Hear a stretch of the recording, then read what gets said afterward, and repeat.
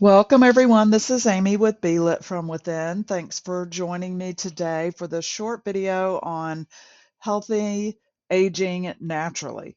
So, a lot of us have the misconception that to age means getting diseases, and that's just not necessarily true. We have a lot of opportunities to take action to prevent um, disease as we age for at least as long as possible. So I am currently 64 and on no medications. Um, and I can't tell you how much that is genetics and how much that is lifestyle, but I will continue to do the things that I believe are important to setting myself up for success. And I want to share that with you because I want to be able to go hiking with my kids, travel, and stay active doing the things that I love to do out in nature. As I get older, these are the times that that we have more time to do the things that we enjoy. And I certainly do not want to spend it at the pharmacy, waiting in those long lines, and not being able to be active like I want to be. So, the top 5 healthy living tips that I have to share today are staying active daily. If you're sitting around on the couch, maybe you have some limitations, but this is just not going to prepare us for a healthy aging process. So, wherever you are, you can start to make changes slowly, one step at a time, to be more active. Whether that's sitting in your chair and stretching and moving, getting a little pedal, like a bicycle pedal thing that you can do while you're sitting down if you're unable to get up and walk about. There's a ton of things that we can do, turning on some music and moving our body, burning some calories, building up the muscle, using some hand weights, whether it's just cans of soup to start off with, to increase our activity level. So, no excuses, get more active. Uh, Reduce your sugar intake. We're finding that sugar is one of the main things that we're taking in too much of. And I think we all kind of realize this. And it doesn't mean to reduce your sugar intake does not mean to be miserable, right? There's lots of things that we can do to reduce our sugar intake and still have a wonderful, flavorful, tasty diet. Have a regular sleep routine. So, having good sleep hygiene, setting up a good nighttime routine is really going to help us get the sleep that we need. And I know that as we get older, we may need a little bit more sleep, but we can counterbalance that with getting regular sunshine and activity during the day, being outside, and setting ourselves up for success for a better sleep routine. It's just really crucial. Our body needs that downtime in order to have the energy for the next day. Having a stress management strategy is also crucial. We just cannot allow um, things to interfere with our peace of mind. So it's really important if you want to have healthy aging to have a stress management strategy. And then lastly, number 5 is know your social IQ. So know how much interaction you need to have with others in order to be happy. So whether it's once a week out to dinner with some friends, getting together for a card game, gathering for what a game night, whatever it is, know how much interaction that you need with others. Maybe you need 3 days a week of interaction. Maybe one day is going for a walk with a friend, another is like a bunko night, and another is a night out at dinner. So know that social activity that you need in order to stay positive, because it's so easy to isolate and fall into the negativity trap if we are not taking care of ourselves in that way. Prevention is key. So obviously it's easier to make these changes so that we're prolonging our risk factors for chronic diseases and things that come along with really aging, 80s, 90s, and above. So prevention is key. Take action now to avoid having to make more of an effort if once we get diabetes or heart disease. We can make those changes, but they're really a lot harder afterwards as opposed to before. So even if you have a diagnosis of diabetes and heart disease, depending on the damage that's been done to your body, these are reversible with diet and exercise and positive mental health. And obviously talk with your doctor about this and find a doctor that is open to lifestyle changes to reverse some of the damage or some of the numbers that you have, because it is possible. So making changes can feel overwhelming. And when I quit smoking, almost 30 years ago now, it felt insurmountable. I didn't think I was ever going to be able to quit smoking. I was an older mom, I was having kids at an older age, and I knew that I wanted to be around and be healthy for these kids. So I knew I needed to make changes. So I quit smoking. I didn't have the support that I can offer people now. I wish I had someone like me to turn to for help. And but I eventually did quit, and I needed a way to manage my stress. And that started my journey on um, practicing Tai Chi and Qigong and meditation, which is what I do now, along with the wellness coaching, to help people make those lasting lifestyle changes. So, one step at a time, you can make changes that don't feel overwhelming, and having someone to support you along the way that's experienced and knows how to help you stay focused on your end goal and the prize at the end of the change there is going to be important.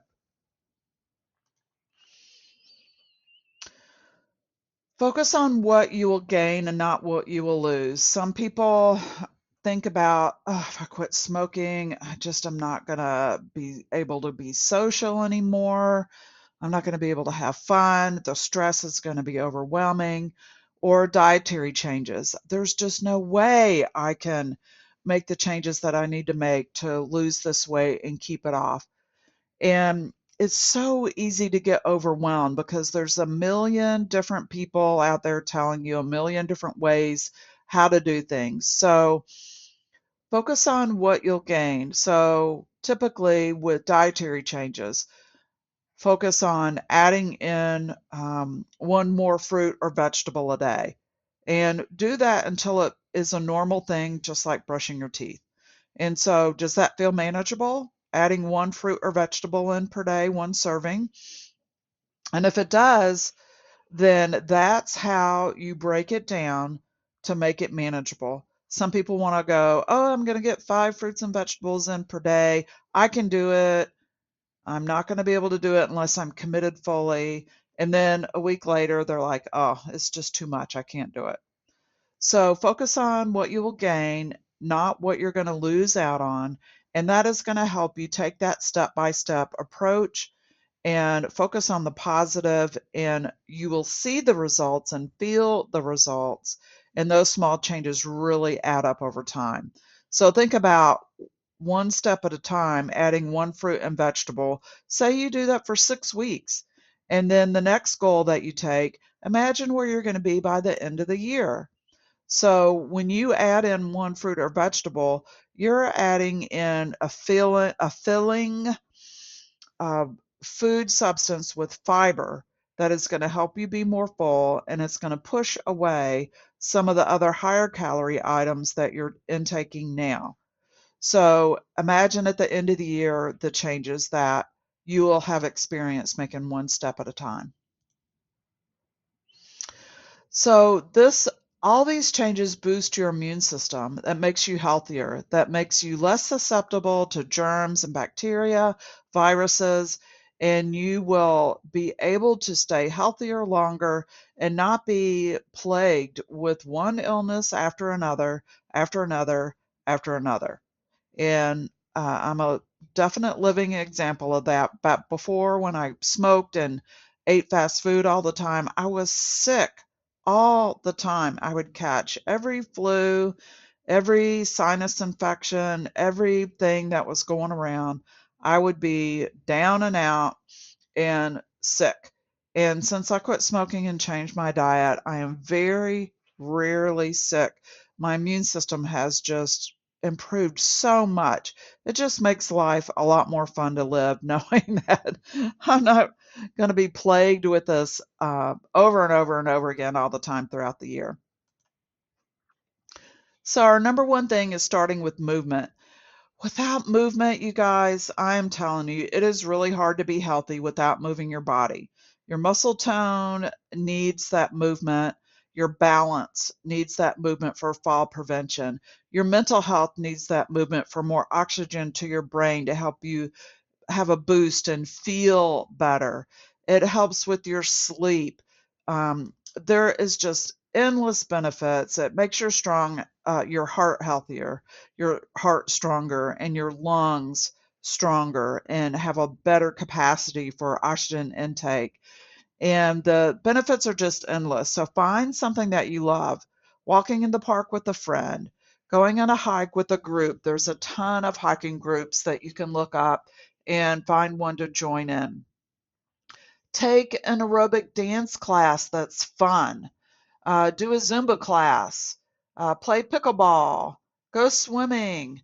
The choices are really endless. Find something that you enjoy, and if you don't know what that is, try different things. Try these meetup groups that meet at the park. The pickleball is free in most places, and it's a lot of fun. It's a very easy sport to take up. Um, so, no excuses. Find something to do to get moving, and you will appreciate it later. The second thing is that reducing that sugar intake. Sugar is one of our biggest things. That's, people say sitting is the new smoking, sugar intake, and this includes simple carbohydrates too. So, simple carbohydrates like chips and all the junky stuff, right, that we love. Well, there's a reason that we love that because it's a drug to our brain, and our brain wants more of it. So, um, don't make excuses for this. If you're dumping in 5 teaspoons of sugar into your coffee every morning, slowly cut back. Make it 4 for 2 weeks. Make it 3 for the next 2 weeks. Slowly cut back to where your taste buds adapt. People cut out sugar in their tea, and before you know it, they're drinking tea without any sugar in it, but you can add a little bit, especially if you're cutting it out in other areas. So read your labels, make better choices, reduce that sugar intake, and focus on one thing at a time. Again, don't let it be overwhelming. That's your excuse to get out of making the change, is because, oh, I tried too much and it's overwhelming, so I quit. And it's not that it didn't work, it's that you quit because you got overwhelmed because you tried to do too much at a time. So pull it back to focus on one thing at a time, document it, write down on your calendar, 5 teaspoons of sugar, 4 teaspoons of sugar, 3 teaspoons of sugar. And I promise you, you will not notice the difference if you cut back on any sugar that you're adding in. If you cut back slowly, your taste buds will not notice it. Your brain will not notice it if you do it slowly enough. So what if it takes you 6 weeks to go from 5 teaspoons to 4? Do it.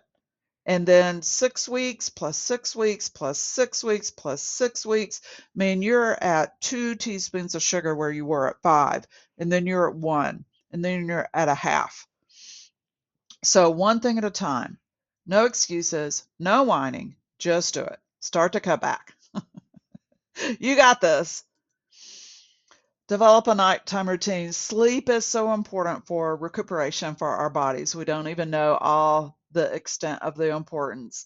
So, do you brush your teeth daily? Yes, of course you do.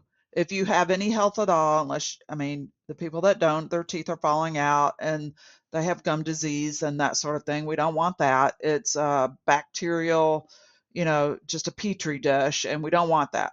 So most people brush their teeth every day. If you do that, you can develop a nighttime routine. So just pick 5 steps that you can start off with a nighttime routine. Set an alarm on your phone at, say, 10 o'clock. Don't, I don't want to hear this. Oh, I stay up till 1 o'clock. There's no way I can go to bed at 10 o'clock. Don't do that. If you stay up till 1, start with 12:30 setting the alarm. Start with 12 o'clock setting the alarm. Work your way back. Again, one step at a time, a little bit at a time, and work your way back to where you're getting a good 8 hours sleep a night. 7 hours if you can't get 8. Make it work for you. Set your alarm. Commit to changing things up a little bit. Find some things that you like to do. Maybe you go to the library and get some physical books instead of looking at your screen. Something that you've wanted to learn about that you just haven't done it yet. Even if it's something that is boring and you'll fall asleep, that's okay. Just pick something. Do some stretching. Put on some um, music that doesn't have any words, that's relaxing and slow. Maybe it's some slow jazz or piano music, or the new age music is real flowy and it doesn't have any words. And it's really great to um, let your brain settle down, right, without paying too much attention. It's like a background kind of white noise kind of thing. So use that during your routine to train your brain, like this is the time to slow down, to relax. Journal. Get some things, if you have a lot on your mind, write it down, get it out, put it on paper so that you can put it away and you'll deal with it tomorrow. Mentally, this is a great exercise to kind of trick our brain into letting go of stuff because we've dealt with it. We've dealt with it today. Maybe it's not finished. We have to do with it tomorrow. But for today, we're putting it to bed. And be serious with yourself about that. Tell your mind, nope, I am not going there again. If it goes there again, nope, I'm not going there again. Let it go. So do this and you will be training your brain to be able to let it go. So whatever your list of steps is, I have a whole workshop, an hour and a half workshop on sleep and developing a bedtime routine on the Hey Marvelous Be Lit from Within portal. So there's a whole $15 workshop for an hour and a half on there if you want extra support in this area. Whew, this is a big one. Find ways to manage your stress. So we all manage or handle stress differently. It can be a lot of things going on these days. We're insecure about our jobs. We're insecure about our finances. We're insecure about our relationships. Um, we're empty nesters. We don't know what to do with ourselves. We're bored. There's a lot of things to be stressed out about. So stress is a boost, a pick me up. It's a drug. It's adrenaline, and we can get really hooked on it. So we want to understand that getting excited and wound up is not what we want to do. If it is, this is the wrong class to be spending time on. So if you're in here, you want to find more ways to feel good naturally, not with a stimulant such as stress, politics, getting into those arguments and getting wound up about conspiracy theories and whatever it is. Getting in arguments with the family members, wanting to control people, thinking that you know better and they need to do it, see it your way. And so, be honest with yourself, get real with yourself about What is your way of getting wound up and being stressed out? Maybe it's worrying about the future. I'm so afraid of that financial insecurity that all I can think about and talk about and tell people about is my fears around that. So that's a kind of a way of keeping things alive that aren't useful for us. So what I specialize in are ways to manage stress by developing a daily routine with either meditation, with a Tai Chi practice, Qigong, which is very similar to Tai Chi. It's a moving, breathing practice. Or if you're already into yoga, you do that on a regular basis. But do it as a way to calm, to quiet, to learn how to relax your mind and body, and to be okay being still. And this can be very challenging because a lot of us have a lot of stuff that comes up in our minds when we're quiet. So we want to avoid it. So having a daily practice is a way to train our brain to enjoy being calm and quiet. And we can do this. We can make that shift. I promise you. But you have to do it on a regular basis. Our brain is such that it's never a one and done. You have to keep that practice up on a regular basis in order to see the benefits. So that's just the way it is. You have to have a daily practice. Now, the social thing, and we talked about this earlier. How much activity and interaction with others do you need in order to be happy? How many times a week? What kind of interaction? Can you go to a dance class and have that really fill you up with a bunch of people there? Yeah, great.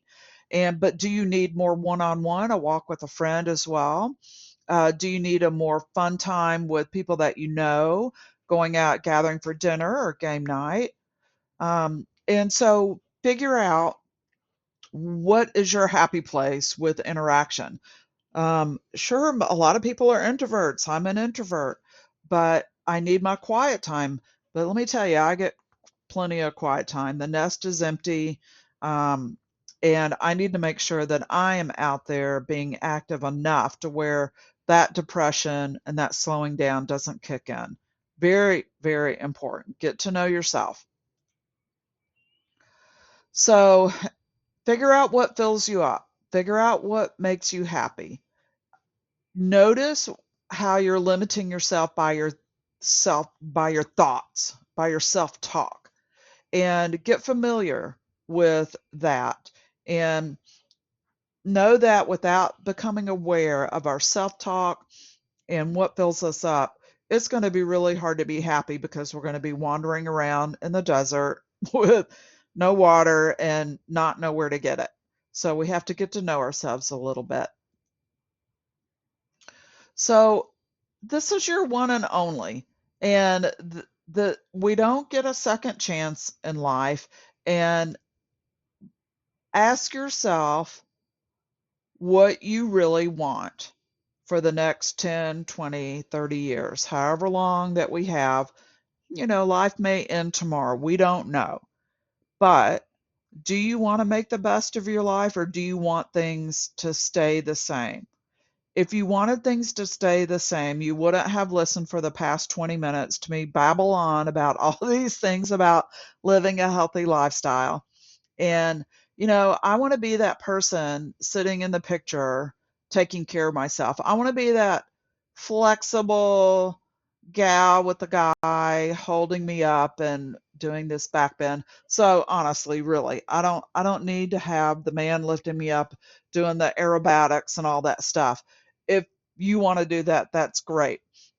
But what I do is want to be hiking those mountains behind that, those people in that picture there. I want to be able to still do that with my family. And I want to be able to get out with friends and do whatever we come up with and decide to do, whether it's, oh, let's go horseback riding. Oh, let's do it. Great. Let's go for a hike. Let's go for one of those challenge things at the park where you zip line and, do all this stuff. I want to be able to do that into my 70s and even 80s. There's people in their 80s lifting weights and winning women winning challenges for weightlifting. There's, 100-year-old women jumping out of airplanes, doing their first skydive. There are no limitations, only in our mind. And even if we do have physical limitations that it's truly impossible to overcome, and I get that, there are, we can still find a way to make the best of it, work around it, and don't have any excuses for achieving what we are able to do. And um, I want you to feel that you have the ability to create the life you want, considering any true restrictions that you have, but still live this life fully and not let the old self-talk hold you back. So that's what I'm passionate about, as if you can't tell. I want to be one of those 80-year-old women still able to do a half marathon and walking, running, whatever.